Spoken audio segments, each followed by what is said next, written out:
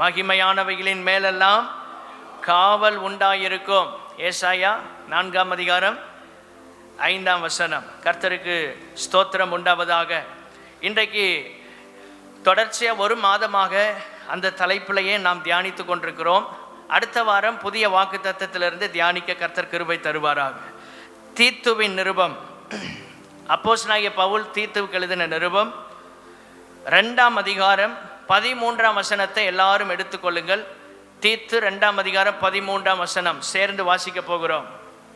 நாம் நம்பி இருக்கிற ஆனந்த பாக்கியத்துக்கும் மகாதேவனும் நமது இரட்சகருமாகிய இயேசு கிறிஸ்துவினுடைய மகிமையின் பிரசன்னமாகுதலுக்கும் எதிர்பார்த்து கொண்டிருக்கும்படி நமக்கு போதிக்கிறது.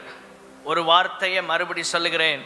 மகிமையின் பிரசன்னமாகுதலுக்கும் எதிர்பார்த்து கொண்டிருக்கும்படி.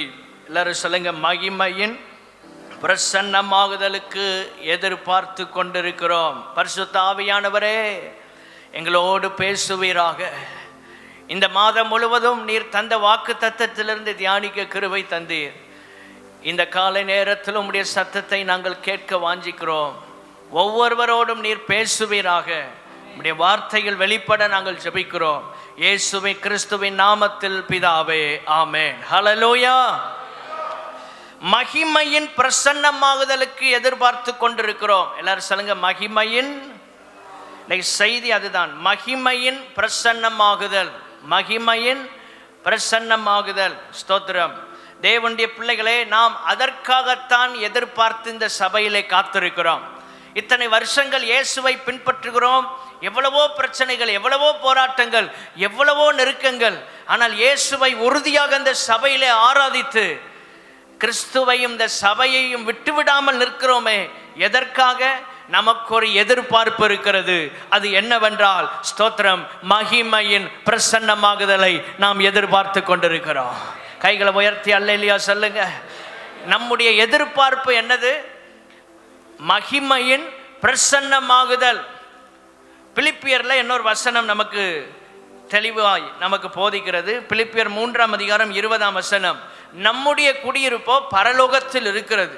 அங்கே இருந்து கர்த்தராகிய கிறிஸ்து என்னும் இரட்சகர் வர எதிர்பார்த்து கொண்டிருக்கிறோம். எதிர்பார்ப்பு, மகிமையின் பிரசன்னமாகுதலை எதிர்பார்க்கிறோம். ஸ்தோத்திரம். நாளை நமக்கு ஏதோ ஒரு தேவை இருக்கலாம். அதை நீங்கள் எதிர்பார்த்து கொண்டிருப்பீர்கள். ஏதாவது ஒரு மனுஷனுடைய ஒத்தாசை உங்களுக்கு தேவைப்படலாம். அதை எதிர்பார்த்திருப்பீர்கள். ஆனால் நம்ம எல்லாருக்கும் ஒரு ஆனந்த பாக்கியத்தை கொடுக்கக்கூடிய ஒரு எதிர்பார்ப்பு என்னவென்றால், மகிமையின் பிரசன்னமாகுதல். நாம் நம்பி இருக்கிற ஆனந்த பாக்கியம், அதான் இயேசுவின் வருகை. மகிமையின் பிரசன்னமாகுதல் இயேசுவின் ரகசிய வருகையை குறிக்கிறது. ஸ்தோத்திரம். இயேசு கிறிஸ்துவின் மகிமையின் பிரசன்னமாகுதல் மத்திய ஆகாயத்திலே நடைபெறப் போகிறது. ஸ்தோத்திரம். அங்கே நாம் இயேசுவை சந்திக்க போகிறோம். நம்மை அவரோடு சேர்த்து கொள்வதற்கு நம்மை ஆண்டவர், ஸ்தோத்திரம், அழைத்து கொண்டு போவதற்கு மத்திய ஆகாயம் வரைக்கும் அவர் வருகிறார். யோவான் 14ஆம் அதிகாரம் 1 முதல் 3 வசனங்களை குறித்து கொள்ளுங்கள். உங்கள் இருதயம் கலங்காதிருப்பதாக தேவனிடத்தில் விசுவாசமாய் இருங்கள், என்னிடத்திலும் விசுவாசமாய் இருங்கள். என் பிதாவின் வீட்டில் அநேக வாசஸ்தலங்கள் உண்டு. அப்படி இல்லாதிருந்தால் நான் உங்களுக்கு சொல்லி இருப்பேன். நான் போய் ஒரு ஸ்தலத்தை உங்களுக்காக ஆயத்தம் பண்ணின பின்பு நான் இருக்கும் இடத்தில் நீங்களும் வந்து சேரும்படி நான் மறுபடியும் வந்து உங்களை சேர்த்து கொள்வேன் என்று கர்த்தர் சொல்லுகிறார். ஆமென். ஸ்தோத்திரம். அவரிடத்தில் நம்மை சேர்த்து கொள்வதற்காக மத்திய ஆகாயத்திற்கு இயேசு வரப்போகிறார்.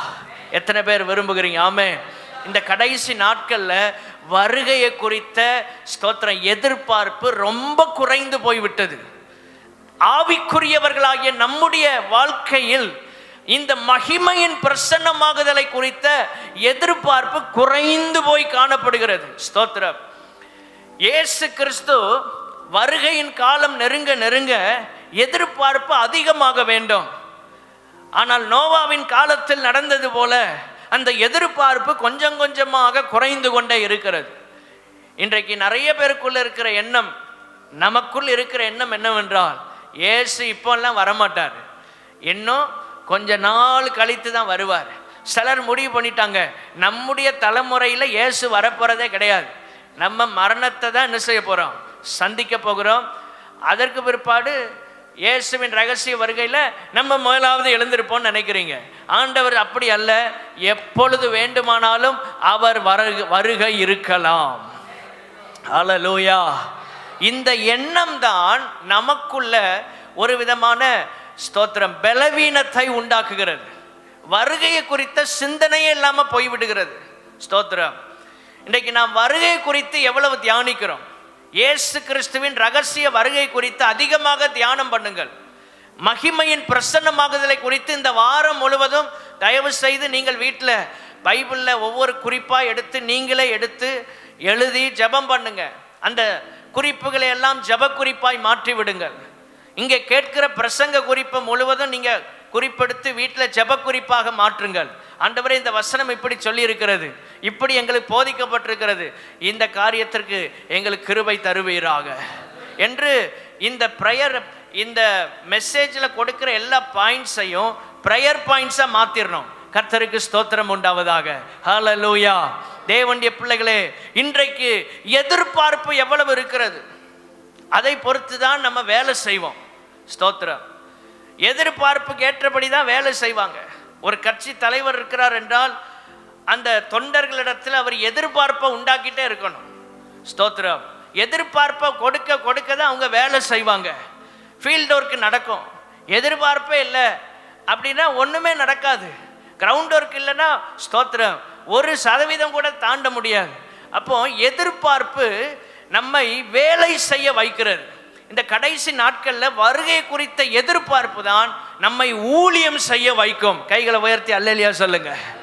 ஏன் நம்ம ஊழியம் செய்யாமல் சோர்ந்து போய்விடுகிறோம் என்றால் எதிர்பார்ப்பு குறைந்து போய்விட்டது. பிலிப்பியர் 3:20 மறந்துடாதீங்க.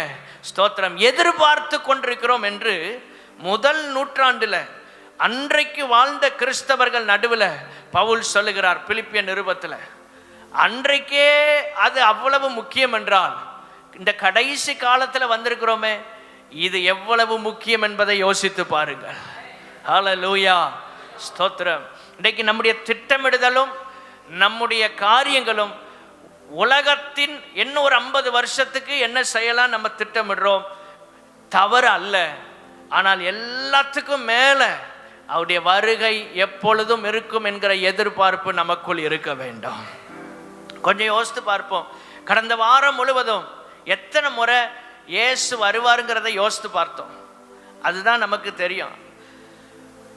எத்தனையோ முறை நம்ம யோசிக்க மறந்துருக்கிறோம். ஸ்தோத்திரம். பைபிளை நினைப்போம், ஆண்டவரை நினைப்போம், அவர் வருவாருங்கிறத நம்ம மறந்துட்டோம்.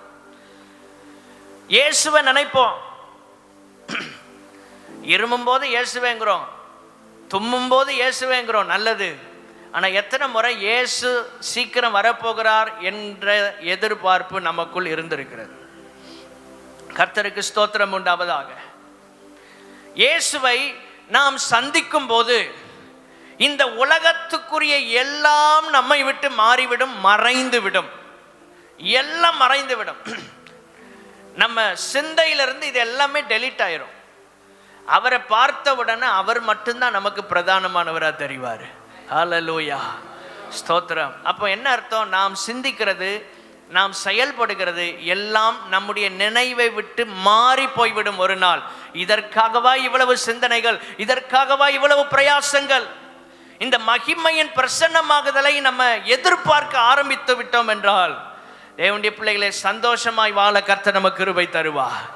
அது இல்லையே, இது இல்லையே, அவர்களைப் போல இல்லையே என்கிற வருத்தமும் பாரமும் நம்மை அழுத்த முடியாது. என் இயேசுவை சந்திக்கும் போது எல்லாம் மறைந்துவிடும். ஸ்தோத்திரம். கண்ணீர் மாத்திரமல்ல, கவலைகள் மாத்திரமல்ல, உலகத்துக்குரிய அனைத்து சிந்தையும் மறைந்துவிடும். ஏனென்றால் மறுரூபமாக்கப்பட்டு மகிமையில் இயேசுவை நாம் சந்திக்க போகிறோம். கைகளை உயர்த்தி ஒரு அல்லேலூயா சொல்லலாமா? மறுரூபமாக்கப்பட்டு மகிமையில் அவரை நாம் சந்திக்க போகிறோம். வெளிப்படுத்தல் 21ஆம் அதிகாரம் 4ஆம் வசனத்திலே ஸ்தோத்திரம், தேவனுடைய ராஜ்யம் புதிய எருசலேம் கடைசியில் வரப்போகிறது, அங்கே நாம் எப்படி இருக்க போகிறோம் என்று பைபிள் சொல்லுகிறது பாருங்கள். இதெல்லாம் அடிக்கடி வாசிக்கணும். வெளிப்படுத்தல் 21:4, அவர்களுடைய கண்ணீர் யாவையும் தேவன் துடைப்பார். எல்லாரும் சொல்லுங்க, தேவன். அப்ப இந்த பூமியில நம்ம கண்ணீர் விட தான் செய்யணும். இந்த பூமியில வாழ்கிற வரைக்கும் கண்ணீர் தான், கவலை தான், பிரச்சனை தான், போராட்டம் தான். ஸ்தோத்திரம். இனி மரணமும் இல்லை. ஆண்டவரை சந்தித்த பிற்பாடு மரணத்திற்கே வழி இல்லை. கைகளை உயர்த்தி அல்லேலூயா சொல்லுங்க. இன்றைக்கு மரண பயம் நம்மை ஆட்டி படைக்கிறது. மரணத்திற்கேதுவான வியாதிகள் நம்மை நெருக்கி கொண்டிருக்கிறது. ஆனால் இயேசுவை சந்திக்கும் போது மரணமே இல்லை. ஆமென்.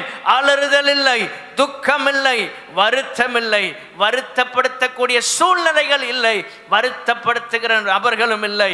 எல்லாம் ஒளிந்து போய் விடுகிறது. முந்தினவைகள் ஒளிந்து போயின. கடைசி பகுதி முக்கியம். எல்லாரும் சொல்லுங்க, முந்தினவைகள். சத்தமா சொல்லுங்க, முந்தினவைகள் எல்லாம் ஒளிந்து போனது.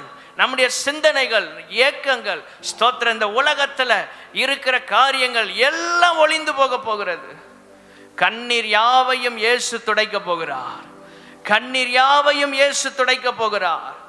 ஒவ்வொரு நாளும் இந்த எதிர்பார்ப்போடு கிறிஸ்துவை பின்பற்ற ஆண்டவர் நமக்கு கிருபை தருவாராக. ஆமென். கைகளை உயர்த்தி அல்லேலூயா சொல்லுங்க.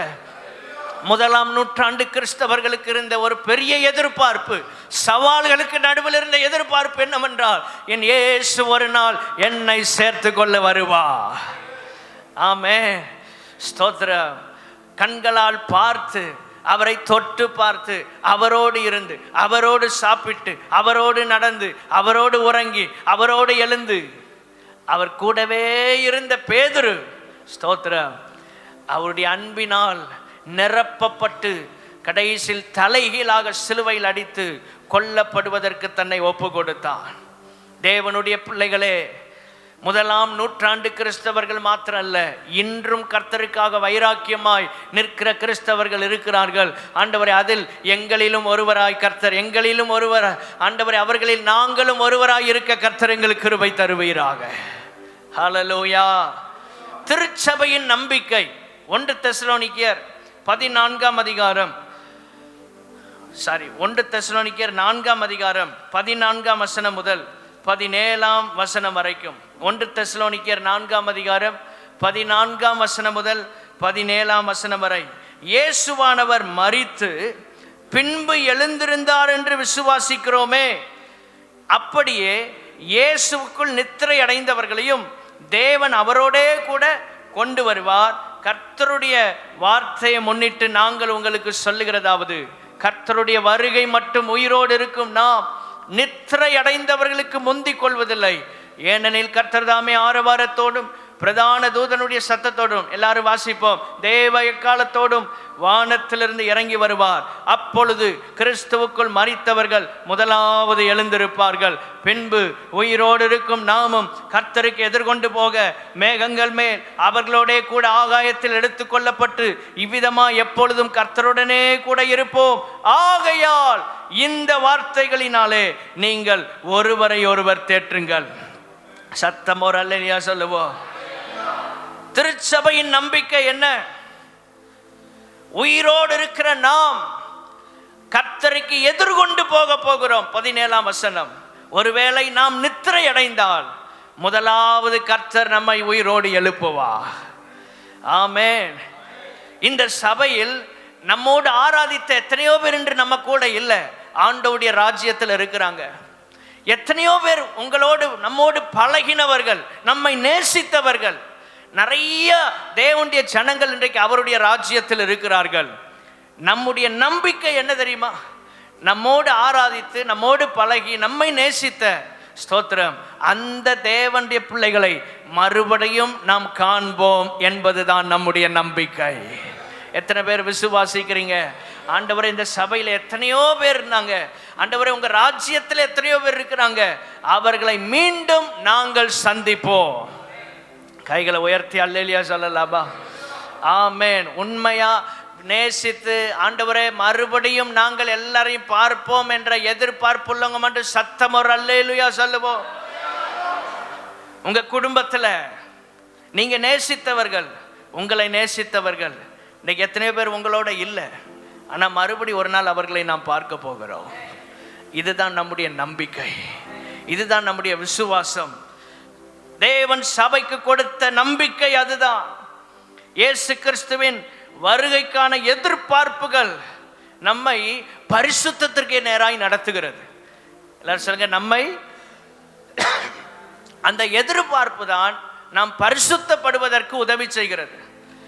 1 தெசலோனிக்கர் 5ஆம் அதிகாரம் 23ஆம் வசனம், சமாதானத்தின் தேவன் தாமே உங்களை முற்றிலும் பரிசுத்தமாக்குவாராக. உங்கள் ஆவி, ஆத்துமா, சரீரம் முழுவதும் நம்முடைய கர்த்தராகிய இயேசு கிறிஸ்து வரும்போது எதை எதிர்பார்த்திருக்கிறோமோ அவர் வரும்போது குற்றமற்றதாயிருக்கும்படி காக்கப்படுவதாக. எல்லாரும் சொல்லுங்க, காக்கப்படுவதாக. ஆண்டவரே, எங்கள் ஆவி, ஆத்துமா, சரீரத்தை வலது கரத்தை உயர்த்தி ஒரு சிறிய ஜெபத்தை செய்ய அன்பாய் கேட்கிறேன்.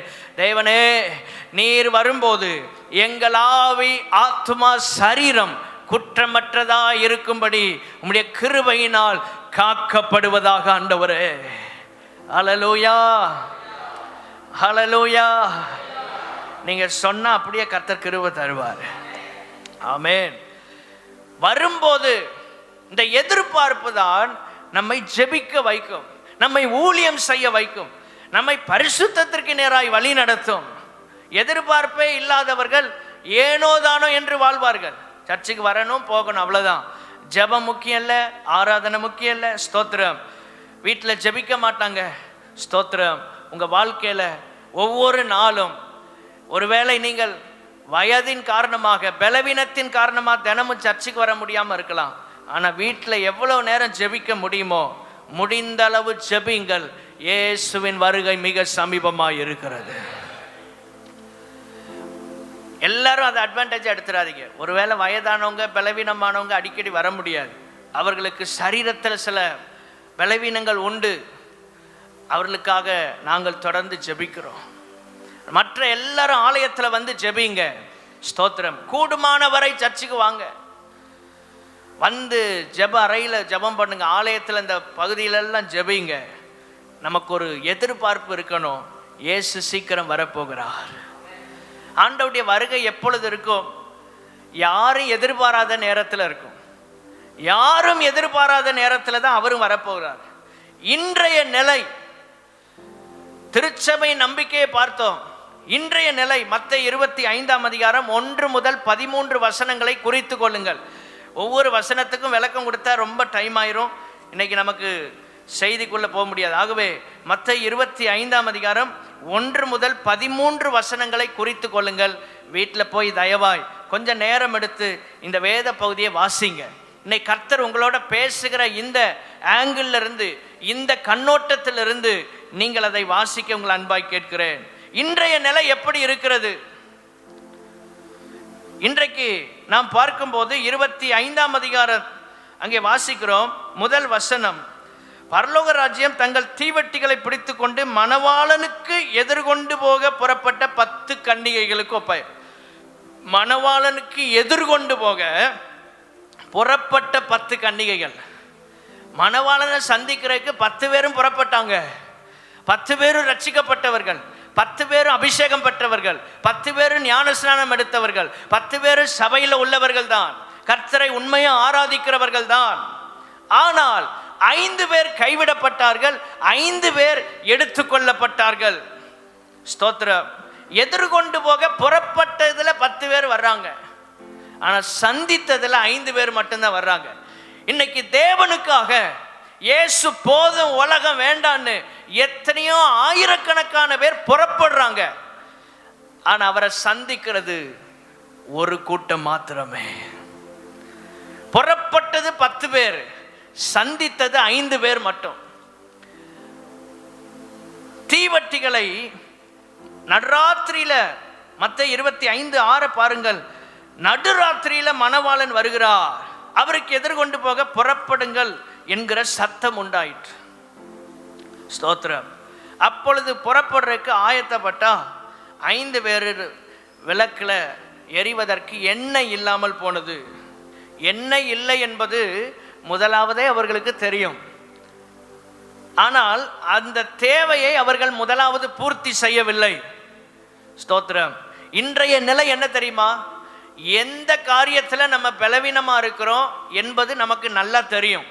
ஆனால் அதை நாம் பலப்படுத்துவதற்கு நாம் எந்த முயற்சியும் எடுப்பதில்லை. இந்த வேத பகுதியை தியானிக்கும் போது எனக்கே ஒரு இருதயம் உடைந்து கண்ணீர் வந்தது.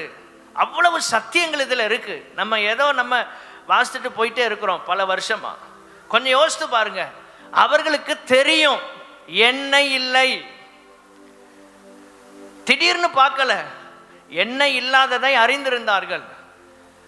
ஆனால் ஏன் அதை முதலாவதே அவர்கள் போதுமான எண்ணெய் எக்ஸ்ட்ரா அவங்க வாங்கி வைக்கல? காரணம் என்னன்னா, எதிர்பார்ப்பு இல்லை. இப்பொழுது வருவார் என்கிற எதிர்பார்ப்பு இல்லை. இன்றைய நிலை அப்படிதான் இருக்கிறது. இயேசு வருவார்னு நம்ம எல்லாரும் நம்புகிறோம். ஆனா இன்னைக்கு வருவாரு, இப்பொழுது வருவார் என்று யாருக்கும் எதிர்பார்ப்பு இல்லை. அந்த எதிர்பார்ப்பு இல்லாத நேரத்தில் தான் இயேசு ரட்சகர் வரப்போகிறார். புறப்படுங்கள்னு சத்தம் வருகிறது. 5 பேர் புறப்பட்டாங்க, எழுந்திருந்தார்கள், தீவட்டிகளை ஆயத்தப்படுத்தினார்கள். 5 பேருடைய தீவட்டிகள் எரிகிறது. இன்னொரு 5 பேருடைய தீவட்டிகள் அணைந்து போகிறது. 8ஆம் வசனத்திலே சொல்லப்பட்டிருக்கிறது, அணைந்து போகிறது. ஏற்கனவே தெரியும் இன்றைக்கு நம்முடைய வாழ்க்கையில எந்தெந்த பகுதிகளை நாம் சரி செய்ய வேண்டும், எதிலே நாம் பலப்பட வேண்டும், எதிலே குறைவாய் இருக்கிறோம் என்பதை நாம் அறிந்திருந்தோம். அந்த பகுதியை நாம் பலப்படுத்தாமல் போகிறபடியினால் நாம் புறப்பட்டோம், சந்திக்க முடியாமல் போகிறது. நாமும் புறப்படுகிறோம். ஆபிரகாம் பாபிலோனை விட்டு, ஊர் என்னும் கல்தேயர் தேசத்து பட்டணத்தை விட்டு புறப்பட்டான், அழைப்பின் சத்தத்தை கேட்டு. அவனோடு லோத்துவும் புறப்பட்டான். ஆனால் ஆபிரகாம் கானானை ஸ்தோத்திரம் சந்தித்தான், அதை அடைந்தான். லோத்துவால் அதை அடைய முடியவில்லை. புறப்பட்டதுல நல்லா தான் இருந்துச்சு, ஆரம்பம் நன்றாக இருக்கிறது. ஆனால் அடைய வேண்டிய இடத்தை நாம் அடைகிறோமா? அதுதான் கிறிஸ்தவ வாழ்க்கையின் ஸ்தோத்திரம், தேவன் நமக்கென்று வைத்திருக்கிற லெக்கு. ஆமென்.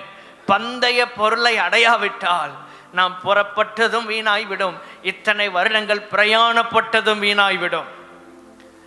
இங்கிருந்து ஒரு ஊருக்கு புறப்படுறோம், சென்னைக்கு போறோம்னா எதற்காக போகிறோம்? அங்கே ஒரு நிகழ்ச்சி, ஒரு திருமணம், அதற்கு நாம் செல்லுகிறோம் என்று வைத்துக் கொள்ளுங்கள். புறப்பட்டது உண்மைதான். ஆனால் குறிப்பிட்ட நேரத்தில் அந்த திருமணத்தில் நாம் கலந்து கொள்ள வேண்டும் அந்த நிகழ்ச்சியில் என்பதற்காகவே செல்லுகிறோம். அங்கே நாம் போக முடியாவிட்டால் புறப்பட்டதும் வீணாய்விடும், பிரயாணப்பட்ட செலவுகளும் வீணாய் போய்விடும். இன்றைக்கும் அநேக நேரத்தில் கிறிஸ்தவ வாழ்க்கையில் ஸ்தோத்திரம் அநேகர் புறப்படுகிறார்கள், பிரயாணப்படுகிறார்கள். அதை அடைகிறவர்கள், லெக்கை அடைகிறவர்கள் வெகு சிலராக இருக்கிறார்கள்.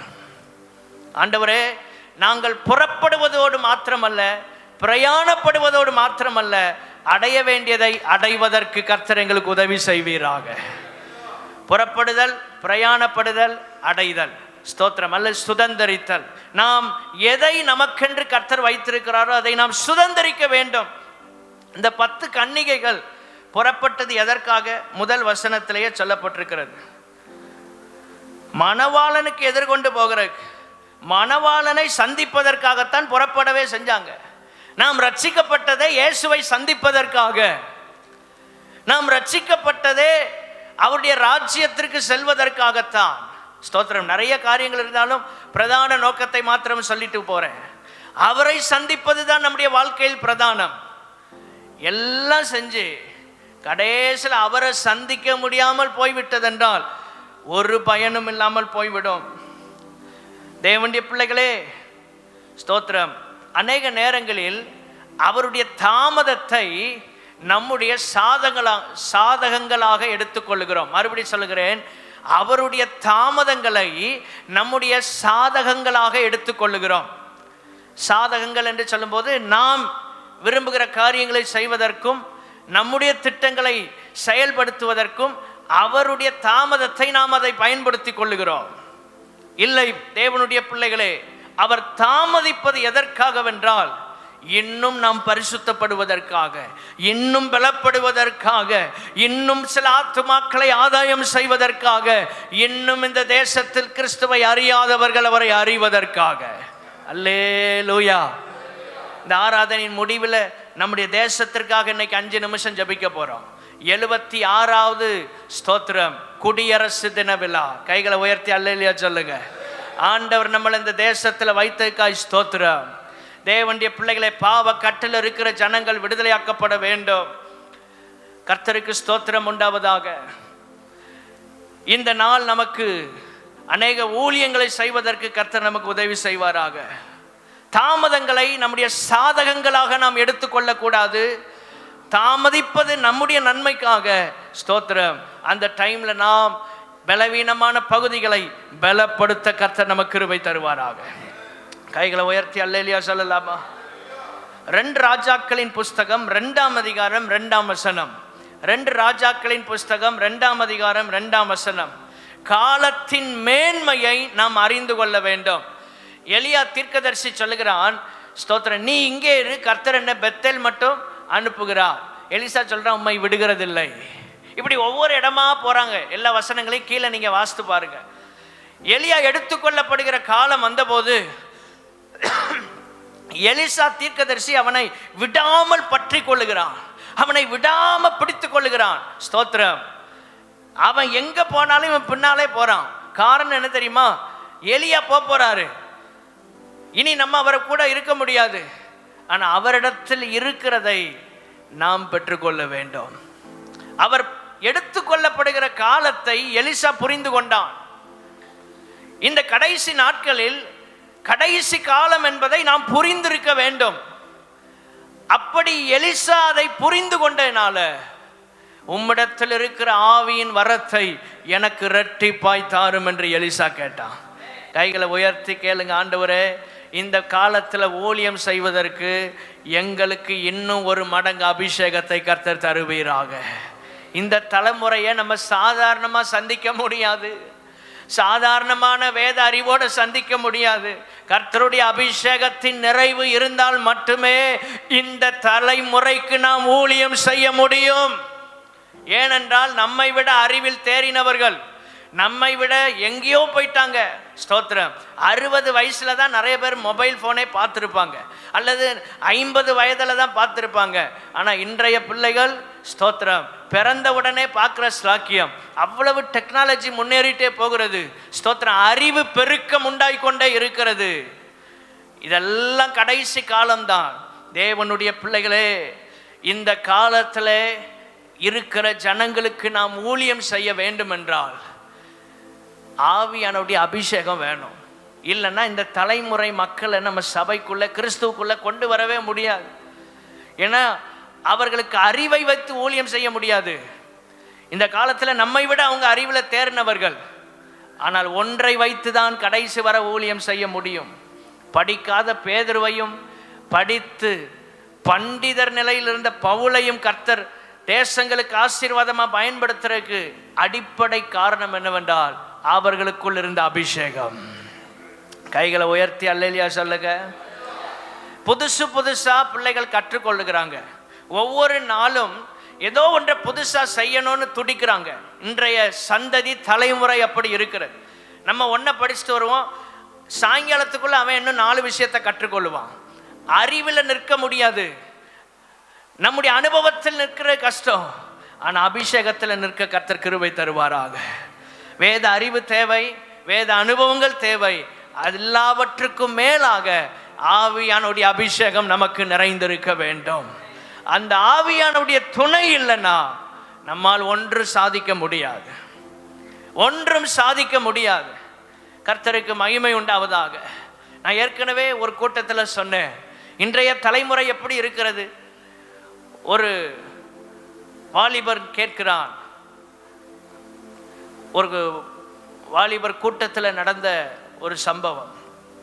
ஊழியம் செய்த ஊழியரை பார்த்து கேட்கிறான், தேவனுக்கு மனுஷன் மேலே அவ்வளவு அன்பு இருந்தா அவரே இறங்கி வர வேண்டியதானே உலகத்துக்கு, அவர் ஏன் குமாரனை அனுப்புகிறாரு? உண்மையிலே நம்ம மேலே அன்பு ரொம்ப இருந்தால் அவர்லாம் வரணும், அவர் எதுக்கு இன்னொரு ஆள் அனுப்புகிறாரு? யோசித்து பாருங்கள், எப்படிலாம் யோசிக்கிறாங்க இன்றைய தலைமுறை. அன்றைக்கு வசனத்தை பிரசங்கித்தவுடன் எல்லாரும் விசுவாசிப்பாங்க, கிரியை நடக்கும், அற்புதம் நடந்துச்சு. ஆனால் இன்றைய தலைமுறை வசனத்தை சொன்ன 4 கேள்வி கேட்பாங்க, அதனால கிரியை நடக்கிறது இல்லை. ஆண்டவர் சொன்னார், கண்டு என்னை விசுவாசிக்கிறவனை விட காணாமல் என்னை விசுவாசிக்கிறவர்கள் பாக்கியவான்கள். ஆமென். நமக்கு ஒரு சத்தியம் தெரியும், ஆண்டவருடைய வசனத்தை கண்ணை மூடிட்டு விசுவாசிக்கணும். அல்லேலூயா. எல்லாரும் ஒரு அல்லேலூயா சொல்லாமா? ஆனா இன்றைய தலைமுறை எதை நம்ம சொன்னாலும் அதற்கு 4 கேள்வி கேட்டுதான் அதுக்கப்புறம் யோசித்து தான் இறங்குவாங்க. ஸ்தோத்திரம். ஆகவே கிரியைகளும் குறைவாகத்தான் இருக்கிறது. கண்ணை மூடிட்டு நம்பினா கர்த்தர் அப்படியே செய்கிறாரு, கேள்வி கேட்டுட்டே இருந்தால் லேட் ஆகிட்டே போகிறது. அந்த தேவ ஊழியர் சொன்ன பதில் என்னவென்றால், எந்த ஒரு தகப்பனும் தன்னுடைய ஜீவனை விட தன்னுடைய பிள்ளையின் உயிரைத்தான் பெருசாக நினைப்பாங்க. தான் உயிரை கொடுத்தாவது பிள்ளையை காப்பாற்ற நினைப்பாங்க. உண்மையிலேயே நம்ம மேலே இந்த கடவுளுக்கு அன்பு நிறையா இருந்தனால தான் அவருடைய செல்ல குமாரனாகிய இயேசுவை இந்த பூமிக்கு அனுப்பினார். கைகளை உயர்த்தி அல்லேலூயா சொல்லுங்க. இந்த மாதிரி டைமில் பேசுறதுக்கு ஆண்டவர் தான் நமக்கு ஞானத்தை தரணும். ஆமென். ஸ்தோத்திரம். குதர்க்கமான சில கேள்விகள் எல்லாம் நமக்கு முன்பாக சவால்களாக இந்த சந்ததி வைக்கிறது. நான் அடிக்கடி சொல்றது, வாதாடி ஒருவரையும் ஜெயித்து சபைக்குள்ள கொண்டு வரவே முடியாது. ஆவியானவர் கிரியை செஞ்சா மட்டும்தான் ஆத்துமாக்களை நம்ம சுதந்தரிக்க முடியும். நம்ம டிபேட் பண்ணியோ வாதாடியோ வசனத்தின் ஆதாரங்களை அவங்களுக்கு அள்ளி கொடுத்தா அவங்கள மாற்ற முடியாது. ஸ்தோத்திரம். ஆனால் ஆவியானவர் இயேசு கிறிஸ்து எந்த மனுஷனையும் மாற்ற வல்லமை உள்ளவர். அல்லேலூயா. காலத்தின் அருமையை அறிந்து கொள்ள வேண்டும். ஒரு ஸ்கூலில் நாங்கள் படிக்கிற நாட்களில் அசம்பிளியில் பாடின பாட்டு, பழைய பாடல், காலத்தின் அருமையை அறிந்து வாழாவிடில் கண்ணீர் விடுவாயே என்று வியாழக்கிழமை தோறும் இந்த பாட்டை பாடுவோம். கர்த்தருக்கு ஸ்தோத்திரம். காலத்தின் அருமையை அறிந்து வாழ தெரிய வேண்டும். காலத்தின் மேன்மை அறிந்து கொண்ட எலியா போறதுக்குள்ள ஆவியின் அபிஷேகத்தை 2 மடங்கு பெற்று கொண்டார். ஆமென்.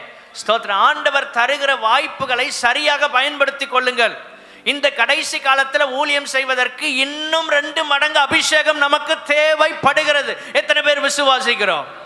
இல்லைன்னா ஒருவரையும் நம்ம சந்திக்கவே முடியாது, அறிவினால ஜெயிக்க முடியாது. ஏன்னா நம்ம விட அறிவு கூடின ஆட்கள் இருக்கிறாங்க. ஆனால் ஒன்றை வைத்து இந்த தேசத்தில் நாம் ஊழியம் செய்ய முடியும். அன்றைக்கு எலிசா ஆண்டவரை பார்த்து கேட்டது, தேவனே ஆவியின் வரத்தை எனக்கு இரட்டிப்பாய் தாரும். ஆண்டவரே, இன்றைக்கு ஆண்டவரை பார்த்து கைகளை உயர்த்தி கேட்போமாக, அபிஷேகத்தை எனக்கு இரட்டிப்பாய் தாரும் ஆண்டவரே. எல்லாரும் கேளுங்க, வாய்களை திறந்து. இந்த காலத்தில் நிலை நிற்க, இந்த காலத்துக்கு ஊழியம் செய்ய உம்முடைய அபிஷேகத்தை இரட்டிப்பாய் எனக்கு தருவீராக. ஆமென். நான் ஜெபிக்கிற ஆண்டவரே, கேள்வி கேட்டு ஸ்தோத்திரம், உம்மை தவிர்க்க நினைக்கிற மக்களுக்கு நீர் வெளியரங்கமான அற்புதங்களை செய்து நிரூபிக்க வேண்டும். நம்மகிட்ட கேள்வி கேட்குறாங்க பாருங்க. நம்ம ஜெபம் பண்ணும்போது கர்த்தர் வெளியரங்கமாக ஒரு கிரியை செய்யணும். அப்போ அந்த ஜனங்கள் வாய் அடைக்கப்படும், கர்த்தரே தேவன் என்று அறிக்கை செய்வார்கள். எலியாவின் நாட்களில் அதான் நடந்தது. எல்லாரும் சிதறி போனாங்க, பாகாலையும் வணங்கினாங்க, கர்த்தரையும் வழிபட்டாங்க. வெளியரங்கமான ஒரு அற்புதம் நடந்தது. ஸ்தோத்திரம். பலிபீடத்தில் அக்கினி இறங்கின போது கர்த்தரே தேவன் என்று ஜனங்கள் அறிந்து கொண்டார்கள். ஆமென். ஸ்தோத்திரம். மூளை அறிவை வைத்து சாதிக்க முடியாது. முழங்காலில் நின்று ஜெபம் பண்ணி அபிஷேகத்தின் நிறைவோடு நிற்கும் போது கர்த்தர் நம்மை ஸ்தோத்திரம் பயன்படுத்துகிற தேவனாய் இருக்கிறார். தேவராஜ்யத்தின் காரியங்களுக்கு முக்கியத்துவம் கொடுக்காத ஒரு நிலைமையை நம்ம பார்க்கிறோம். இந்த காலத்தை அறிந்தும் அநேகர் டைமை வேஸ்ட் பண்ணிடுறாங்க. எலியாவோடு இருந்த எலிசா, அவன் எடுத்துக்கொள்ளப்படும் காலம் வந்த போது அவன்கிட்ட இருந்து 2 மடங்கு அபிஷேகத்தை பெற்றுக்கொண்டான். ஆனா எலிசாவோடு இருந்த கேயாசி அந்த அனுபவத்திற்குள் வரவில்லை. எலியாவோடு இருந்த ஒரு எலிசா அவனை விட கூட 1 மடங்கு பிரகாசித்தான். அந்த காலத்தை அவன் புரிந்து அதற்கேற்ற ஊழியத்தை செய்வதற்கு கிருபையை பெற்றுக்கொண்டான். ஆனால் கேயாசி அவன் கர்த்தருடைய ராஜ்யத்துக்கு முதலிடம் கொடுக்கல, இம்மைக்குரியதை தான் தேடினான். அந்த மேன்மை அவனுக்கு கிடைக்காமல் போய்விட்டது. இன்றைக்கு இந்த காலத்தில் நமக்கு என்ன தேவை? ஆவியின் வரங்கள் தேவை. ஆமென். ஆவியின் வரங்கள் தேவை. ஸ்தோத்திரம். கனிகள் எப்பொழுது நமக்கு இருக்கணும், ஆனால் அதே நேரத்தில் வரங்கள் நமக்கு அவசியம் தேவைப்படுகிறது. இந்த காலத்து தலைமுறையை இந்த காலத்தில் ஊழியம் செய்வதற்கு வரங்கள் இருந்தால் மாத்திரமே நாம் செயல்பட முடியும். ஏனென்றால் அவ்வளவு கடினமான ஒரு சந்ததியை பார்க்கிறோம். இருதயம் கடினப்பட்ட ஒரு சூழ்நிலையை இன்றைய காலத்தில் நம்ம பார்க்கிறோம். ஒவ்வொரு தனிநபர் வாழ்க்கையும் கொஞ்சம் அனலைஸ் பண்ணி பாருங்க. உங்கள் குடும்பத்திலிருந்து, பக்கத்து வீட்டிலிருந்து, வெளியில் இருக்கிறவங்க வாழ்க்கையை கொஞ்சம் எடுத்து ஆராய்ந்து பாருங்கள். இருதயம் கடினப்பட்ட ஒரு நிலையை பார்க்கிறோம். ஆவியானவர் மட்டும் அவருடைய அபிஷேகத்தை நமக்கு தரலன்னா ஒன்றையும் நாம் சாதிக்க முடியாது. எவ்வளவு தூரம் ஆண்டவருடைய காரியத்துக்கு முக்கியத்துவம் கொடுக்க முடியுமோ அவ்வளவு தூரம் கொடுங்க.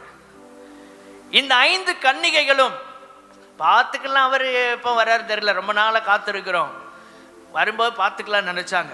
அப்படிதான் நம்ம அநேக நேரம் நினைக்கிறோம். என்ன எதிர்பார்ப்பு இல்லாத நேரத்தில் தான் அந்த இயேசு கிறிஸ்து பிரசன்னமாக போகிறார். ஹல்லேலூயா. மத்திய ஆகாயம் எடுத்துக்கொள்ளப்பட்ட பரிசுத்தவான்கள் இருக்கிற இடம், பாதுகாப்பான ஒரு இடம். 7 வருஷம் இந்த பூமியில் பாதுகாப்பே இல்லை. அந்தி கிறிஸ்துவின் ஆட்சி நடக்க போகிறது. 666 லக்கத்தை வலது கையில் அல்லது நெற்றியில போட்டு, ஸ்தோத்திரம், முழு உலகத்தையும் அவன் கண்ட்ரோல்ல கொண்டு வருவான். இந்த லக்கம் போடுவது எதற்காகனா, மிருகத்துக்கு சொந்தமானவன். நாம் எடுத்துக்கொள்ளப்படுவோம் என்றால் நாம் தேவனுக்கு சொந்தமானவர்களாக பரலோகத்தில் மத்திய ஆகாயத்தில் நாம் இருப்போம். ஆமென். உலகத்தில் கைவிடப்பட்டால் சாத்தானுக்கு நாம் சொந்தமானவர்கள் என்பதை நாம் அடையாளப்படுத்துகிறவர்களாய் மாறிவிடுவோம். உலகத்தில் பாதுகாப்பே இருக்காது. ஆனால் மத்திய ஆகாயத்தில் ஆண்டவர் தம்முடைய சபைக்கு ஒரு பாதுகாப்பை வைத்திருக்கிறார். உலகத்தில் அன்றைக்கு பாதுகாப்பு இல்லை, பேழைக்குள்ளே ஒரு பாதுகாப்பு இருந்தது. இந்த சபை மத்திய ஆகாயத்திற்கு எடுத்துக்கொள்ளப்பட போகிறது. உபத்திரவ காலத்திற்குள்ள சபை செல்லாது. சிலர் தவறாய் போதிக்கிறார்கள், உபத்திரவ காலம் இப்பவுமே ஆரம்பிச்சு விட்டது என்று. உபத்திரவ காலம் ஆரம்பிப்பதற்கு முன்பாக சபை இந்த பூமியிலிருந்து எடுத்துக்கொள்ளப்படும். அதன் ரகசிய வருகை, மகிமையின் பிரசன்னமாகுதல். ரகசிய வருகைக்கு பிற்பாடு ரட்சிப்பு கிடையாது. ஒருவேளை இந்த இடத்தில் யாராவது இன்னும் இயேசுவை ஏற்றுக்கொள்ளாமல் இருந்தால், தண்ணீரில் மூழ்கி ஞானஸ்நானம் பெறாமல் இருந்தால், இன்றைக்கே உங்க வாழ்க்கையை இயேசுவுக்கு ஒப்பு கொடுங்கள். வருகைக்கு பிற்பாடு ரட்சிப்பு இல்லை. வருகைக்கு பிற்பாடு பரிசுத்த ஆவியானவரும் இல்லை. வருகைக்கு பிற்பாடு சபை இல்லை. வருகைக்கு பிற்பாடு ஊழியரும் ஊழியங்களும் இல்லை. வருகைக்கு பிற்பாடு போதகரும் போதனைகளும் இல்லை. ஸ்தோத்திரம். இப்பொழுதுதான் ஆவியானுடைய காலம், சபையின் காலம். வருகைக்கு பிற்பாடு வாய்ப்பு இல்லை. இந்த காலத்தில் நாம் செய்ய வேண்டியவைகள், நாம் சிந்திக்க வேண்டியவைகள், மகிமையின் பிரசன்னமாகுதலை, ஸ்தோத்திரம், நாம் அனுபவிக்க வேண்டும் என்றால் 3 குறிப்புகளை வேகமாக சொல்லி முடிக்கிறேன். மத்தேயு 24ஆம் அதிகாரம் 44ஆம் வசனம், நீங்கள் நினையாத நாளிகையிலே மனுஷகுமாரன் வருவார், ஆகையால் நீங்களும் ஆயத்தமாயிருங்கள். முதல் குறிப்பு ஆயத்தமாயிருப்பது. எல்லாரும் சொல்லுங்க, ஆயத்தமாயிருப்பது. மகிமையின் பிரசன்னமாகுதலை எதிர்பார்த்திருக்கிறவர்கள் ஆயத்தப்படுவார்கள். ஆமென். மகிமையின் பிரசன்னமாகுதலை எதிர்பார்த்து காத்திருக்கிறவர்கள் வருகைக்காக ஆயத்தப்படுவார்கள். வாயால எதிர்பார்க்கிறோம்னு ஜெபம் பண்றது இல்லை, அதற்கு என்ன செய்ய வேண்டும் என்பதை ஆயத்தப்படுத்துவார்கள். ஆமென். தீத்து 2ஆம் அதிகாரம் 13ஆம் வசனத்தில் அதைத்தான் வாசித்தோம். மகிமையின் பிரசன்னமாகுதலுக்கு எதிர்பார்த்து கொண்டிருக்கும்படி அந்த எதிர்பார்ப்பு தான் நம்மை ஆயத்தப்படுத்துகிறது. ஆமென். அடுத்த வாரம் ஒரு எக்ஸாம் வருகிறது என்றால் அந்த எதிர்பார்ப்பு தான் பிள்ளைகளை எக்ஸாம்காக ஆயத்தப்படுத்துகிறது. அவங்க ப்ரிப்பேர் பண்றாங்க, ஆயத்தப்படுகிறார்கள். ஞாயிற்றுக்கிழமை பிரசங்கம் பண்ணணும். இன்னைக்கு முடிஞ்ச உடனே இரவுல ஜெபிப்ப, ஆண்டவரே அடுத்த ஒரு வார்த்தையை தாரும். ஞாயிற்றுக்கிழமை இரவுல இருந்தே அதான் ஜெபம். சில நேரம் ஞாயிற்றுக்கிழமை இரவே மெசேஜ் கிடைக்கும், சில நேரம் லேட் ஆகும். அப்போ என்னுடைய எதிர்பார்ப்பு ஞாயிற்றுக்கிழமை பலிபீடத்திலிருந்து பேசணும். ஆண்டவரே ஒவ்வொரு வாரமும் புதிய செய்தியை கொடுக்கணும். கர்த்தர் கிருபை தருகிறார். ஸ்தோத்திரம். அப்போ ஆயத்தமாக்குகிறோம். அந்த எதிர்பார்ப்பு தான் செய்தியை ஆயத்தம் பண்ண வைக்குது. இல்லை நம்ம இவ்வளவு நாள் கொடுக்குறோம், ஏதாவது ஒன்று கொடுப்போம் இல்லை. அந்த எதிர்பார்ப்பு, ஜனங்கள் எதிர்பார்த்து வருவாங்க. ஆண்டவரே 6 நாட்கள் உலகத்தில் பிரச்சனையில் போராட்டத்தில் இருந்து உங்க சமூகத்துக்கு வருகிறார்களே, அத்தனை பேருக்கும் ஏற்ற வார்த்தைகளை தருவதற்கு அந்த எதிர்பார்ப்பு எனக்குள் வரும்போதுதான் நான் ஆயத்தப்படுகிறேன். அல்லேலூயா. உங்கள் வாழ்க்கையில் அந்த எதிர்பார்ப்பு வரணும். தூர இடங்கள்ல இருந்து பிள்ளைகள் எல்லாம் வர்றாங்கன்னா எதிர்பார்ப்பீங்க. திங்கக்கிழமை வரப்போறாங்க, செவ்வாய்க்கிழமை வரப்போறாங்க, அவர்களுக்கு என்னென்ன தேவை எல்லாத்தையும் ஆயத்தப்படுத்துறோம். என்னென்ன பிடிக்கும் அதெல்லாம் செஞ்சு ஆயத்தப்படுத்துறோம். இயேசு வரப்போறாருங்க, அவரை சந்திக்கிறதுக்கு எதிர்பார்க்கிற நாம் ஆயத்தப்படுவது அவசியம். ஆயத்தப்படுவது அவசியம். ஆண்டவரோடு நேரம் செலவிடுங்கள். உலகத்தோட நேரம் செலவழிக்கிறோம். அவசியம் வேலை இதெல்லாம் ஒரு பக்கம் இருந்தாலும் எல்லாவற்றுக்கும் மேலாக உங்களுக்கு உங்கள் பிள்ளைகளுக்கு கற்றுக் கொடுங்க, தேவனோடு நேரம் செலவிடுங்கள். கர்த்தர் அவர்களை நிச்சயம் காத்து கொள்வார். ஹல்லேலூயா. அவருடைய ராஜ்யத்திற்கு ஏற்றாற் போல் நம்மை ஆயத்தப்படுத்தி கொள்ளணும். நாம் எங்கே வாழ போகிறோம்?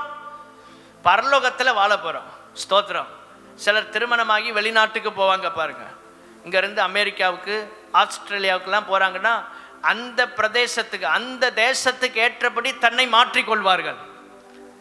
இங்கேருந்து போகும்போதே, இப்போ இங்கேருந்து வெளியூர் ஊட்டி போகிறோன்னா அங்கே போய் இப்படி நம்ம ட்ரெஸ் பண்ணி இருக்க முடியாது, அவ்வளோ குளிர் இருக்கும். அப்போ அதற்கேற்றபடி ஸ்வெட்டர் தேவையா, என்னென்ன தேவை அதெல்லாம் எடுத்து வச்சு ஆயத்தப்படுறோம். அதுபோல நாம் வாழ போகிற பரலோகம் எப்படிப்பட்டது, அங்கே நாம் வாழ்வதற்கு இங்கே ஆயத்தப்பட கர்த்தர் கிருபை தருவாராக. ஆமென். ஸ்தோத்திரம். சாதாரண ஒரு ஊருக்கு போறதுக்கு இவ்வளோ ஆயத்தப்பட்டா ஒரு நாடு இல்லை. தேவனுடைய பிள்ளைகளை பூமியை விட்டே போறோம். ஸ்தோத்திரம். உலகத்தை விட்டே போறோம். அவர் ராஜ்யத்துக்கு போறோம். அந்த ராஜ்யத்துக்கு ஏற்றபடி நாம் வாழ்வதற்கு கர்த்தர் கிருபை தருவாராக. நம்ம எல்லாரும் ராஜ்யத்தின் பிள்ளைகள். எல்லாரும் சொல்லுங்க, ராஜ்யத்தின் பிள்ளைகள். நம்முடைய ராஜா இயேசு கிறிஸ்து, அவருக்கு ஏற்றபடி நாம் மாற வேண்டும். அதுதான் பரிசுத்த ஆவியானுடைய வேலை. இயேசுவை போல் நம்மை அனுதினமும் மாற்றிக்கொண்டே இருக்கிறார். இந்த சர்ச்சுக்கு வருவது எதற்காக? இயேசுவை போல மாறிக்கொண்டே இருக்கிறோம். இந்த உபதேசங்கள் உங்களை இயேசுவை போல மாற்றுகிறது. இயேசுவா மாற முடியாது. இயேசுவை போல அப்படின்னா அவருடைய குணாதிசயங்கள், அவருடைய தன்மைகள் நமக்குள் உண்டாகிறது. ஹல்லேலூயா. ஸ்தோத்திரம். அவருக்கு என்ன பிடிக்கும் அதுதான் நமக்கும் பிடிக்கும். ஏன்னா ராஜ்யத்தின் பிள்ளைகள் பாருங்க. ஸ்தோத்திரம். அவருக்கு என்ன பிடிக்குமோ அதுதான் நமக்கும் பிடிக்கணும். அவருக்கு பிடிக்காதது நமக்கும் பிடிக்க கூடாது. அங்க வாழ போறோம், அதுக்கேற்றபடி இப்பவுமே நம்ம என்ன செய்யணும்? நம்மை மாற்றிக்கொள்ள வேண்டும். நம்மை மாற்றிக்கொள்ள வேண்டும். அதுதான் ராஜ்யத்தின் புத்திரர், ராஜ்யத்தின் பிள்ளைகள். ஹல்லேலூயா. ஸ்தோத்திரம். அதற்காகத்தான் ஆண்டவர் சபையை இந்த பூமியிலே ஸ்தாபித்திருக்கிறார். அந்த ராஜ்யத்திற்கு ஏற்றாற்போல் நம்மை மாற்றுவதற்கு ஆண்டவர் சபையில் நம்மை வைத்திருக்கிறார். இப்போ புரியுதா உங்களுக்கு? நம்ம ஏன் சபைக்கு வர்றோம், ஏன் உபவாச ஜபத்துக்கு வரணும், ஏன் கூட்டங்களுக்கு வரணும்னா, அந்த ராஜ்யத்திற்கு ஏற்றாற்போல் என்னை ஒவ்வொரு நாளும் இந்த பரிசுத்த ஆவியானவர் அவருக்கு ஒப்பாக மாற்றிக்கொண்டே இருக்கிறார். ஹல்லேலூயா. ஒவ்வொரு நாளும் நாம் மாறிக்கொண்டே இருக்கிறோம். ஒவ்வொரு நாளும். இரண்டாவதாக பிலிப்பியர் 3ஆம் அதிகாரம் 10-11 வசனங்கள். மகிமையின் பிரசன்னமாகுதலுக்குள்ள நம்ம செல்ல போறோம். இரண்டாவது குறிப்பு பிலிப்பியர் 3:10-11. இப்படி நான் அவரையும், எல்லாரும் சேர்ந்து கொஞ்சம் சத்தமா வாசிப்போம், ரொம்ப முக்கியமான வசனங்கள்.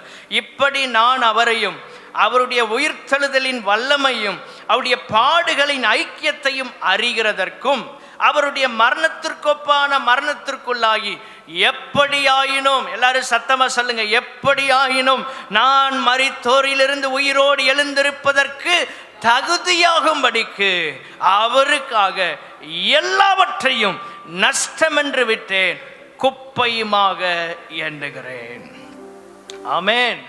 இரண்டாவது குறிப்பு, ராஜ்யத்திற்காக நம்முடைய மேன்மைகளை மறப்பது அல்லது ராஜ்யத்திற்காக நம்முடைய மேன்மைகளை குப்பையாக எண்ணுவது. ஸ்தோத்திரம். ஒரு பொருட்டாக அதை நினைக்கவே கூடாது. இந்த உலகத்தின் மேன்மை எல்லாம் உலகத்தோடு போய்விடும். ஸ்தோத்திரம். திரும்ப சொல்றேன், இந்த உலகத்தின் மேன்மை எல்லாம் உலகத்தோடு போய்விடும். இதை மறக்க வேண்டும். அப்போஸ்தலனாகிய பவுல் எவ்வளவு பெரிய ஸ்தோத்திரம் ஞானம் உள்ளவர் என்று பாருங்க.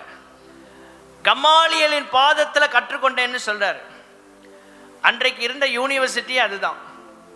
மிகப்பெரிய ஒரு பண்டிதர், ஸ்தோத்திரம், புகழ்பெற்ற ஒரு தியாலஜியன். அந்த கல்லூரி இறையியல் கல்லூரி கமாலியல், ஸ்தோத்திரம், அங்க போய் பட்டம் பெற்ற ஆளு. அவ்வளவு பெரிய ஆளு. 8வது நாள் விருத்த சேதனம் பண்ணப்பட்டவன். அவன் சொல்றான், பென்யமீன் கோத்திரத்தை சேர்ந்தவன். என்ன கோத்திரம்? பென்யமீன் கோத்திரத்தை சேர்ந்தவன். இதே பிலிப்பியர் 3:00 ஸ்தோத்திரம் 5ஆம் வசனத்தில் இருக்கு, நீங்க வாசித்துக் கொள்ளுங்க. 5ஆம் வசனத்திலிருந்து கீழே சொல்லப்பட்டிருக்கிற 8ஆம் நாளில் விருத்த சேதனம் செய்யப்பட்டவன், இஸ்ரவேல் வம்சத்தான். ஸ்தோத்திரம். ஏன் அதை அழுத்துறான்? அவர்களுக்கு தான் முதலாவது நியாயப்பிரமாணம் கொடுக்கப்பட்டது. ஆண்டவர் எங்களோட இடைப்பட்டார், அவருடைய வார்த்தையே ஃபர்ஸ்ட் எங்கள் தான் கிடைச்சி என்று எவ்வளவு மேன்மைகளை இஸ்ரவேல் ஜனங்கள் சொல்லலாம். நான் பென்யமீன் கோத்திரத்தான். சவுல் சொல்லும்போது ஒரு சிறிய கோத்திரங்கிறான், ஆனா பவுல் அதை மேன்மையா சொல்றார். என்ன காரணம் என்றால், எங்க கோத்திரத்தில் இருந்தா முதல் ராஜாவே வந்தாரு. அல்லேலூயா. நாங்க ராஜ பரம்பரையை சேர்ந்தவங்க என்று பவுல் சொல்றார். முதல் ராஜாவே எங்க குடும்பத்தில் இருந்தாயா வந்தாங்க. அவ்வளவு மேன்மை எனக்கு இருக்கு, அவ்வளவு எனக்கு எவ்வளவோ மேன்மையான கிரெடிட்ஸ் இருக்கிறது. சொன்னா சொல்லிட்டே போகலாம். 13 நிருபங்களை எழுதினாரு. எபிரேயரை சேர்த்தா 14 நிருபங்கள். அவ்வளவு பெரிய ஆண்டவருக்காக புதிய ஏற்பாட்டில் வேதத்தில் இயேசுக்கு அடுத்தபடியாக மிகவும் பிரயாசப்பட்டு ஊழியம் செய்தது அப்போஸ்தலனாகிய பவுல். நமக்கு தெரிந்தபடி பரலோகத்துக்கு போனால் தான் முழுசா தெரியும். ஆமென். வேதத்தின்படி நாம் அறிந்திருக்கிறபடி இயேசு கிறிஸ்துவுக்கு அடுத்தபடியா, ஏன்னா அவருக்கு நிகராக யாரும் வர முடியாது, அவருக்கு அடுத்தபடியா ரொம்ப பிரயாசப்பட்டு ஊழியம் செய்தது யார் என்றால் வேத சரித்திரப்படி அப்போஸ்தலனாகிய பவுல். இவ்வளவு மேன்மை வச்சுட்டு அவர் சொல்றாரு, 11ஆம் வசனத்தை வாசிங்க. இப்போ அவருக்காக எல்லாவற்றையும் நஷ்டம் என்று விட்டேன், குப்பையுமாக எண்ணுகிறேன். இதெல்லாம் எனக்கு ஒன்றும் உதவ போறது இல்லை. கர்த்தரை அறிகிற அறிவு நான் அடையணும், பந்தய பொருள் அடையணும், அதுதான் எனக்கு மேன்மை. புறப்பட்டோம், பிரயாணப்படுகிறோம், அடைய வேண்டும் அல்லவா, அதுதான் என்னுடைய மேன்மை என்று பவுல் சொல்லுகிறார். ஹல்லேலூயா. நான் புறப்பட்டது எவ்வளோ பெரிய இடத்துல இருந்தா வந்தேன். ஸ்தோத்திரம். என் குடும்பம் பெரிய குடும்பம் தான். நான் எவ்வளோ கற்றுக்கொண்டிருக்கிறேன், எவ்வளோ பெரிய வசதி உள்ளவன் தான்.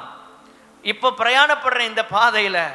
ஆனால் எனக்கு புறப்படும் போது என் வாழ்க்கையில் இருந்த மேன்மையை நான் பார்க்கல. பிரயாணப்படும் போது கர்த்தர் என்னை பயன்படுத்தி வருகிற மேன்மையை நான் பெருசாக நினைக்கல. அடைய வேண்டும் என்பதுதான் என்னுடைய சிந்தையில் நிறைந்திருக்கிறது. நிறைய செஞ்சிட்டோன்னு மனசில் வந்துட்டுனா நம்ம கர்த்தருக்காக ஓடுறதுல கொஞ்சம் ஸ்லோவாயிடுவோம். அதனால் எப்பொழுதுமே கிறிஸ்தவ வாழ்க்கையில் இன்னும் செய்யணும் ஆண்டவரே, ஒன்றும் பெருசாக சாதிக்கலைங்கிற எண்ணம் கடைசி வரை இருந்தால் நிச்சயம் நாம் பந்தய பொருளை பெற்றுக்கொள்ள முடியும். ஹல்லேலூயா. நிறைய பேர் நம்மளை பாராட்டுவாங்க, ஆனால் அதெல்லாம் வச்சு நம்ம நிறைய சாதிச்சிட்டோங்கிற முடிவுக்கு வந்துடாதீங்க.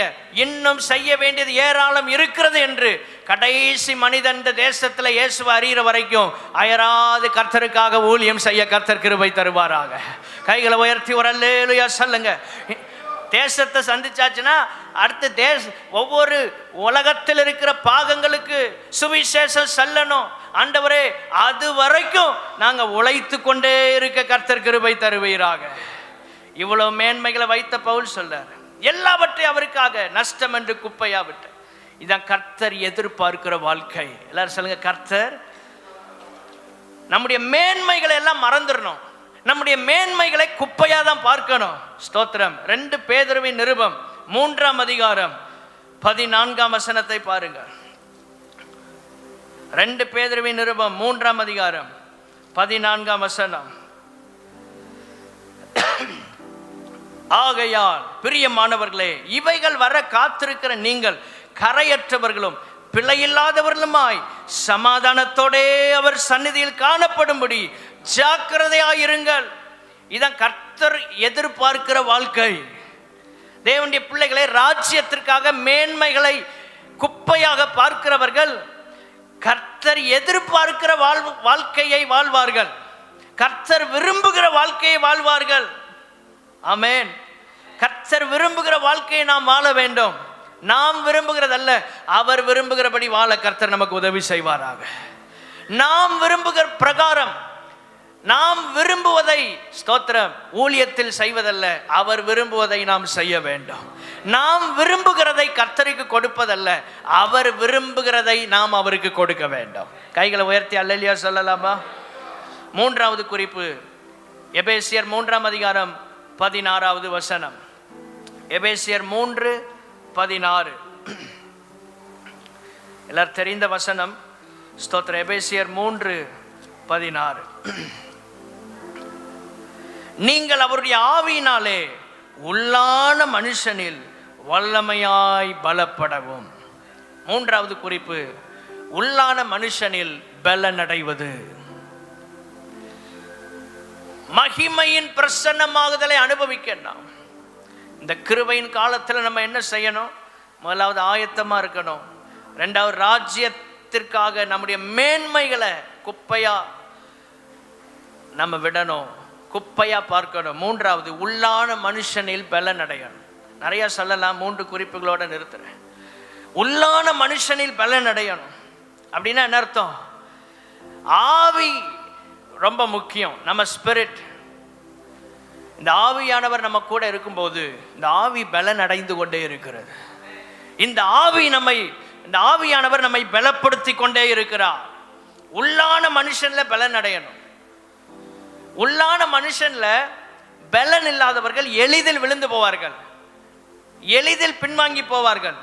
ஸ்தோத்திரம். சின்ன பிரச்சனை வந்தாலும் ஜெபம் பண்ணாம நிறுத்திடுவாங்க. காரணம், இவங்க ஆவியில ஸ்தோத்திரம் உள்ளான மனுஷனில் பலன் இல்லை. இதெல்லாம் அதற்கான அடையாளம்.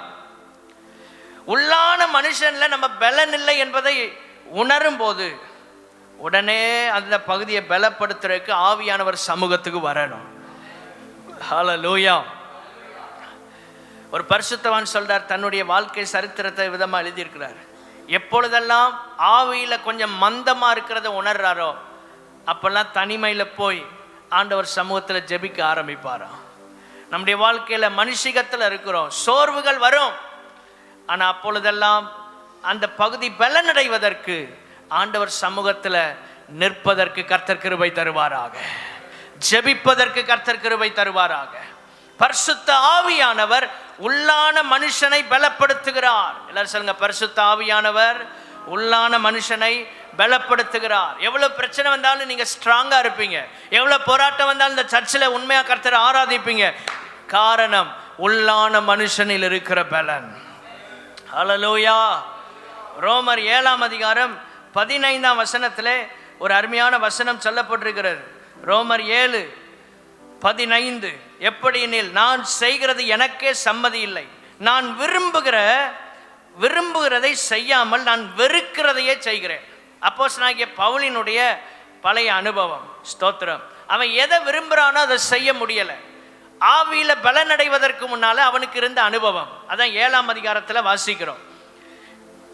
நான் என்ன விரும்புகிறேன், ஊழியம் செய்யணும் விரும்புகிறேன், ஆனால் செய்ய முடியலை. ஜெபம் பண்ணணும்னு விரும்புகிறேன், ஜெபம் பண்ண முடியலை. காரணம், உள்ளான மனுஷனில் பலன் இல்லை.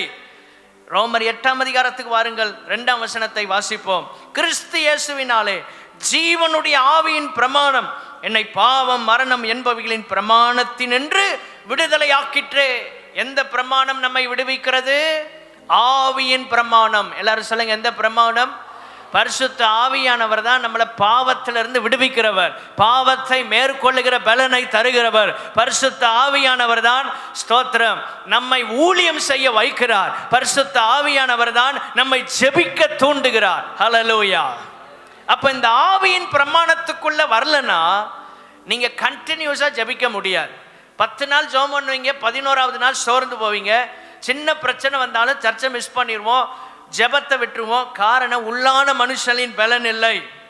இந்த கடைசி நாட்களில் ஆவியில பலன் அடைவதற்கு நேரம் செலவழியுங்கள். தனிமையில ஜெபிங்க. சபையா வந்து உபவாச ஜெபத்துல நிறைய பேர் வர்றாங்க, நீங்களும் சேர்ந்து வந்து ஜெபம் பண்ணுங்க, ஒரு பலன் கிடைக்கும். சிம்சோன் சரீர பலத்துல இருந்தான், சிங்கத்தை கொன்றான். பாருங்க எவ்வளவு பெரிய வீரன். 300 நரிய பிடிச்சு தீப்பந்தத்தை கொளுத்தி விட்டு ஊரையே எரிச்சான். பெலிஸ்தியர்கள் ஒரு பச்சை தாடை எலும்பை வைத்து 1000 பேரை கொன்னான். இதெல்லாம் சரீர பலன். ஆனால் ஸ்தோத்திரம், ஆவியில பலன் இல்லாதனால கடைசியில தெளிலாள்கிட்ட விழுந்து போனான். இன்னைக்கு சரீர பலன் இருந்து பிரயோஜனம் இல்லை. ஸ்தோத்திரம், சரீரத்தை நல்லா பேண வேண்டியதான். தினமும் வாக்கிங் போகலாம், அல்லது ஏதாவது எக்ஸசைஸ் பண்ணனா தப்பு இல்லை.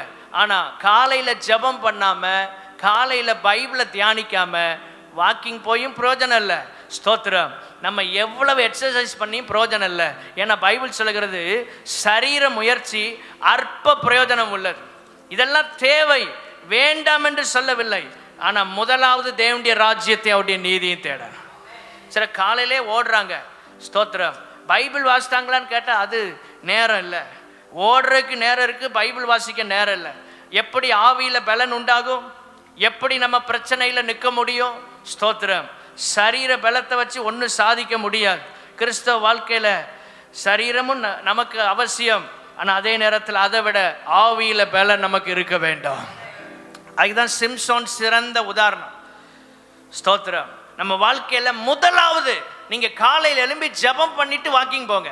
காலையில் எழும்பி கொஞ்சம் பைபிள் வாசித்துட்டு என்ன செய்யுங்க, வாக்கிங் போங்க.